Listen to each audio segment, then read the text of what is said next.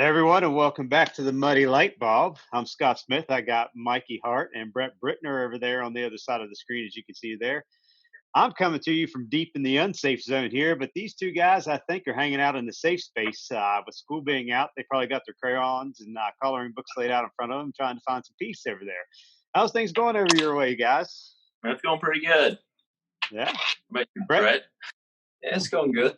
Oh, hey, well, we're glad you joined us today, Brett. Um, on our last episode, we got to hear all about how you and Mikey poisoned my billy goat out there. So why don't you give us an update on how that billy goat's doing? Oh, he's doing 10 times better. He's doing better because of me. Nah. Because of you, how'd you heal him, Brett? Yeah, what would you do? Made him feel better. Doing what? You spay taped him. Yeah. Now, see, you leave it to Mikey for like a day and think it's poison. Hey, as I said, I should have left him with a goldfish or a gerbil or something small like that before we moved him on to our billy goat. But it sounds like you guys are nursing him back to health today, so that's good to hear. But I do believe, Brett, that you might be responsible because last Friday that goat was on death's edge, and it was just Mikey taking care of him. Yep. But I appreciate you doing whatever you can to get him brought back up. And when you get him healthy again, I'll just go ahead and bring him back over here so I know that he's safe. How's that? No, he's safe as long as he does not walk around. Yeah, as long as we got him chained up to a tree or something.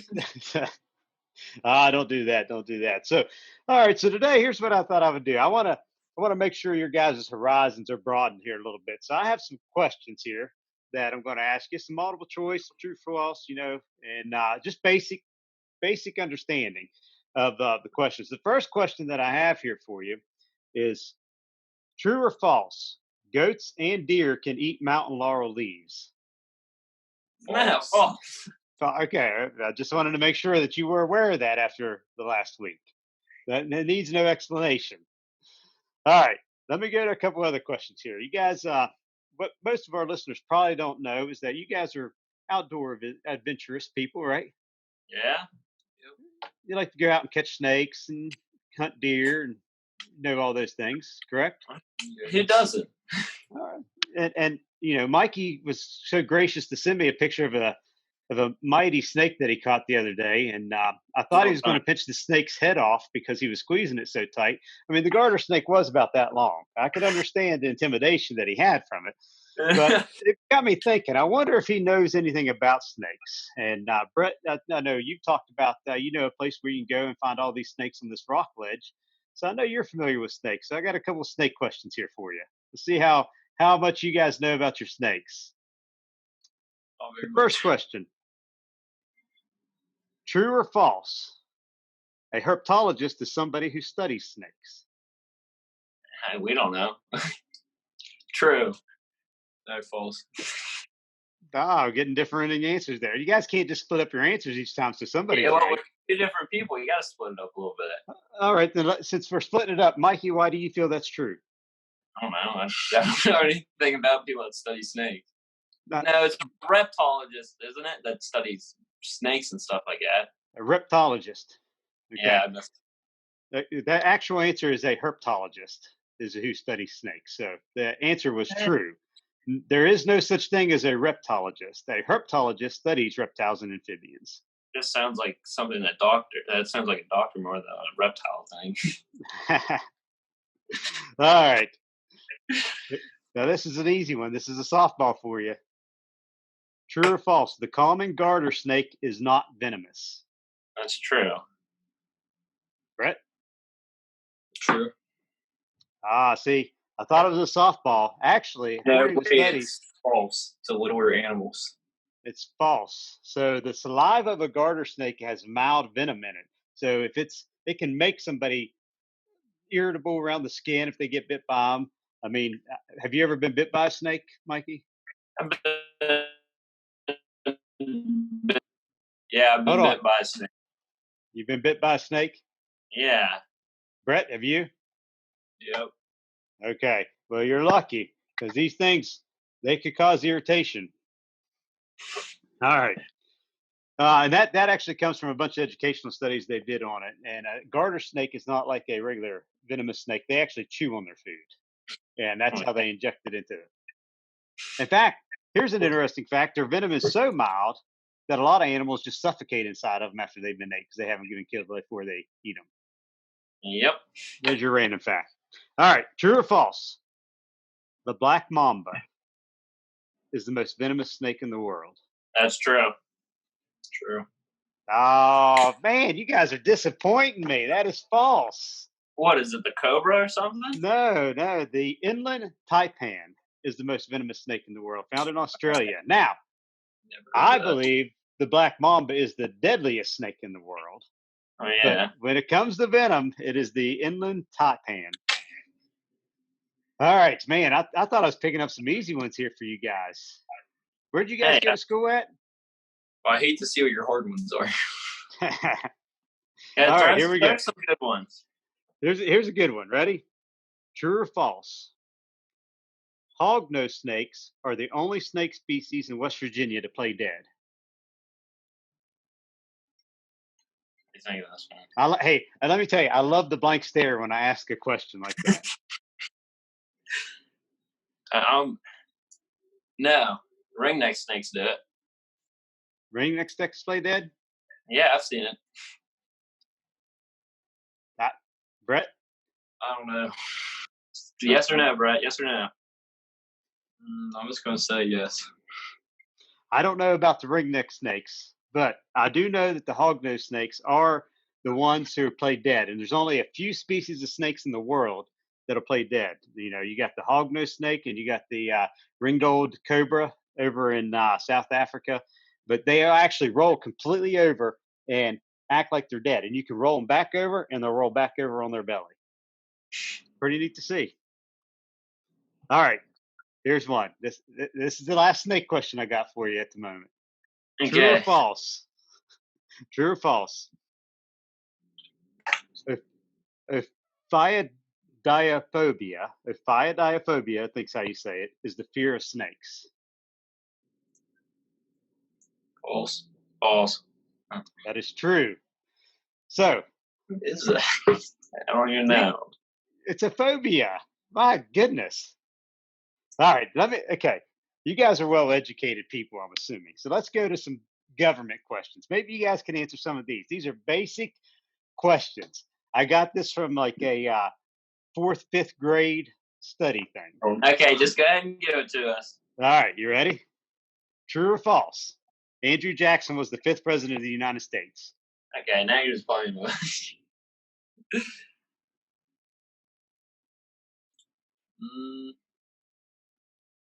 False. I don't know. Let me think. I'm false. Okay. You're right. It's false. Bonus points if you tell me who was the 5th president. James Monroe. Hey, listen, quit Googling stuff while I'm talking to you. Tell him to put his phone down. Right, give me your phone.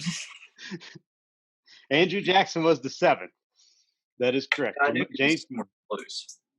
There you go. All right. Who is the teddy bear named after? Theodore Roosevelt. Yeah. Okay. How did he get his name? I don't know, because he killed bears. Actually, what happened was Teddy Roosevelt, the 26th president of the United States, was on a bear hunt with the governor of Mississippi who had invited him down there. And everybody in the hunt in the camp had killed except for the president. And he was the current sitting president. So his aide went out and actually captured a bear and tied it up to a tree to have the president come down to kill it. And the president refused to because he was an adventurer, a hunter. You know, he wasn't somebody who just wanted to go and shoot something. And the story spread around the world. So this toy maker actually heard the story and made a stuffed bear and asked if he could call it the teddy bear. So I'm impressed that you guys knew that one. That makes me a little bit proud of you. Right. Yep. All right, here we go. True or false? The United States of America is a democracy form of government. True.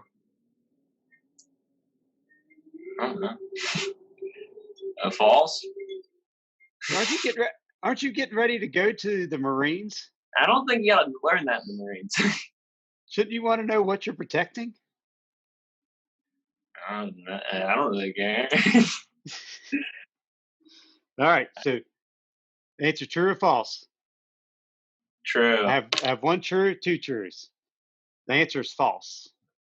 Yeah, okay? That was my Wow. first answer. Wow, That's wildly my first presented. answer. But let's listen now. You hear news stories about it, or even in educational settings, they wildly produce it as a democracy or present it as a democracy. But we're actually a constitutional republic. Now, can you guys tell me the difference between those two things? I don't know. Okay. A democracy is a mob rule mentality, meaning the majority has the voice, they make the rules. Nobody else has a say, or whoever is perceived to be the majority, which results in a lot of times as those who are screaming the loudest. A constitutional republic means that the majority of the people vote and elect representatives, and those representatives out of a majority develop laws on behalf of the people that have to coincide with the Constitution. So now you know what you're. Yeah, in the state level, that's what he does. But that's what everybody does. So, but that's a crucial thing to know because we want to be a constitutional republic, not a democracy. All right, I'm gonna give you 2 Easter questions here. Do you guys celebrate Easter on Sunday? Yeah. Did you guys have a good Easter? I guess. Did you live stream your church service? Huh? Did you live stream church service? My dad did. I was still asleep. You're still asleep. I got you. All right. Now, I've told you guys this one before, so I want to know if you guys know this answer. I told you this when we were playing ball. True or false? Jesus fulfilled over 300 prophecies. Yeah, true. That is true. From Genesis to Malachi, there's actually 364 prophecies that point to Jesus being or coming and fulfilling from his birth, ministry, crucifixion, and resurrection. 364. Your last snake question here. True or false? The fear of snakes is instilled in man because of the fall of man in Genesis. Say it one more time. The fear of snakes, this is true or false? The fear of snakes is instilled. However you say it, the phobia that I mentioned earlier, that fear of snakes is naturally instilled in man because of the fall of man in Genesis, as recorded in Genesis. No, false. Okay. False. Technical answer is true. Here's what it says. This is Genesis 3:13 through 15. Then the Lord God said to the woman, "What is it that you have done?" The woman said, "The serpent deceived me, and I ate." That was the first sin right there, disobeying in the garden. The Lord God said to the serpent, "Because you have done this, cursed are you above all livestock and above all beasts of the field. On your belly you shall go, and dust you shall eat all the days of your life. And I will put enmity, or fear, this battle between you and the woman, and between your offspring and her offspring. He shall bruise your head, and you shall bruise his heel." Now, that's actually the start of another prophecy of Jesus being fulfilled. But that is why almost every culture around the world has this fear of snakes instilled in it. Because not all cultures have the same phobias. But this was what was instilled by God so that the fulfilling of Jesus dying on the cross and his resurrection is what crushes the head of Satan, which was the serpent. So have you ever wondered why there's such a fear of snakes so widespread? There you got it. Okay. All right, I think by my count, you got 2 questions right. I'll tell you what I'm going to do. Hey, here's what I'm going to do next time. I'm going to get some pre-K and kindergarten questions and bring out for you guys. Is that more your level? Oh, all right. Yeah. Now you guys get to ask me one question. One question, I can give my opinion on it, whether it's right, wrong, or indifferent. Let me think. I mean, clearly, I've asked you some really, really tough ones. Yep. Well, it feels like that, but you know. All right, I got one. What are some challenges you think the next generation will face? Oh, my goodness. I'll tell you what, if the next generation's as bad as your generation, we're in a whole lot of trouble. Hey, our generation is not that bad. The first, your generation's bad. You should see my generation. It's bad. Yours is worse than what mine was. I wouldn't say that. Okay. But the first challenge that they're going to face is how to pay for this debt from the coronavirus as a whole, you know. And the other thing that you're going to see slipping away is their freedoms that they have. And they're not even going to realize they're giving their freedoms away. That's happening right now during the coronavirus battle that's going on. Like, we see some states wanting to overstep bounds now into what personal liberties and personal freedoms are through the coronavirus. I'm not saying it's right, wrong, or different to put a stay in place and tell people to stay away from others and keep the social distancing. That's all fine and dandy. But you got to be careful, because what you gradually let go of today is ripped from you tomorrow. And and I'll give you a good example of this. If you look at the church in Ethiopia, all right, the Christian church in Ethiopia, Ethiopia had a crucial part in the New Testament. In fact, there's even a story in the book of Acts where an Ethiopian eunuch was reading. This is my favorite story, probably one of my favorite stories. The Ethiopian eunuch was coming back from worshiping in Jerusalem. Now, a eunuch is a prominent person in that time. And one of the apostles was told, go out. His name is Philip. Go out and tell this, meet this eunuch. So he goes out, and the eunuch stops and he says, do you know what you're reading? The eunuch was reading the Old Testament in Isaiah. And the eunuch says, how can I know unless somebody explains it to me? So Philip explains to him what is there. And all of a sudden, the eunuch's like, I want this. I want to be baptized. And here's a river. Let me be baptized. So he takes him out and he baptizes him. And when he comes up, all of a sudden, boom, the apostle is 20 miles away preaching. He's not even right there with the eunuch. That's what's so neat about this story. But this eunuch carried this back into Ethiopia, a prominent religious center for Christianity at the turn of the century, shortly after the resurrection of Christ. Now, it took about a couple hundred years, and all of a sudden it got invaded by people that slowly stripped these rights away. And the church allowed those rights to be stripped away slowly, to where all of a sudden the church was basically non-existent in Ethiopia. During that time, they experienced the greatest growth of the church as persecution came down on it than what they've ever experienced before, all because they allowed their rights to slip out slowly.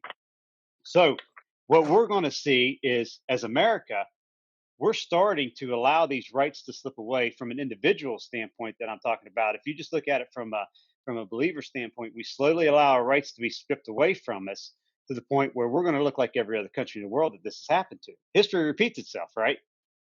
Yeah. So the greatest challenge from your for the generation after yours is going to be, what rights has the future generations let go of that we need to grab back a hold of? Is it the freedom of religion? Is it the right to bear arms? Is it the right to congregate? Is it the right to have my own opinion? Is it the right to have the electoral college to vote? Is it the right to allow the government in my house to see whatever it is I got? Is it the right for the government to tell me that I can't do this or anything? Sadly, most of that generation is not even going to realize that that's even happened to them before that, and they're not even going to realize it's happened to them there.